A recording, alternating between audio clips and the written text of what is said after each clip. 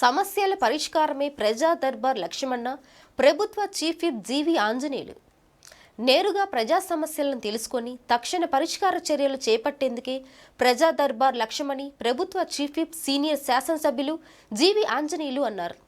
వినుకొండ పురపాలక సంఘం కార్యాలయంలో సోమవారం నిర్వహించిన ప్రజా దర్బార్కు చీఫ్ విప్ జీవి హాజరై అర్జీలను స్వీకరించి సమస్యల పరిష్కారం దిశగా అక్కడికక్కడి అధికారులతో మాట్లాడారు.